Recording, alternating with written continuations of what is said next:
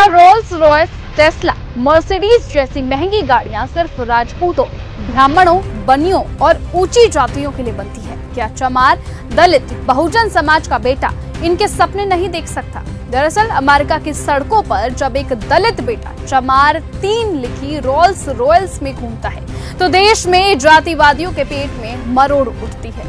सवाल है कि क्या बड़ी गाड़ी में बैठना भी अब जाति देखकर तय होगा? सड़कों पर राजपूताना, भूमिहार, यादव, ब्राह्मण लिखी गाड़ियां दौड़ती रहें तो सब चुप, लेकिन जब कोई चंद्रशेखर आजाद जैसे चमार लिखवाकर परचम लहराता है तो ये मुनिवादी गैंग तिलमिला उठता है।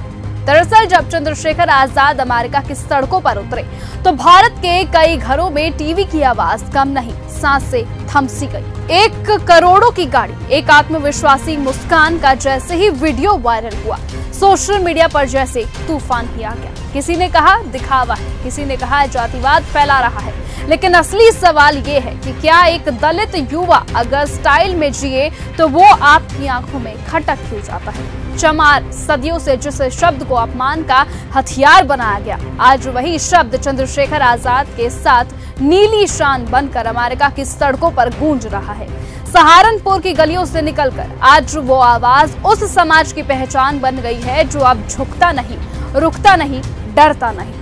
चंद्रशेखर आजाद की सफलता अब लोगों की नींद उड़ा रही है। सवाल है कि नीला गमछा हो या मूंछों पर ताव, जब कोई सुपरस्टार फिल्म में ऐसा करता है तो लोग कहते हैं आइकॉन, जब कोई ऊंची जाति का नेता ऐसा करता है तो कहते हैं क्लास, लेकिन जब एक दलित युवा अपनी संस्कृति और आत्मसम्मान के साथ खड़ा होता है तो लोगों को मिर्ची क्यों लगती है? क्यों बराबरी से डर लगता है? वो गाड़ी तो बस एक प्रतीक है। असली बात तो ये है कि चंद्रशेखर आजाद आज अपने नाम से, अपनी जाति से, अपनी पहचान से भागता नहीं है, बल्कि उसे सीने से लगाकर गर्व करता है। और यही आत्मविश्वास उस जातिवादी सोच की नींव को हिला रहा है जिसने सदियों से कुछ सिर नीचे रखने की आदत डाल रखी थी। और ये सोच अब गाड़ियों की शीशों में नहीं बल्कि लोगों के दिलों में उतर रही है। सवाल ये नहीं कि उन्होंने क्या पहना, कैसे चले, सवाल ये है कि क्या दलित भी अब गर्व से जी सकता है? आपको बता दें, मायावती जब संसद पहुंची थी तो कुछ महिला सांसदों की जुबानें बिगड़ गई थी, और आज चंद्रशेखर आजाद जब अमेरिका में दिखते हैं तो वही जहर फिर से बाहर आने लगता है।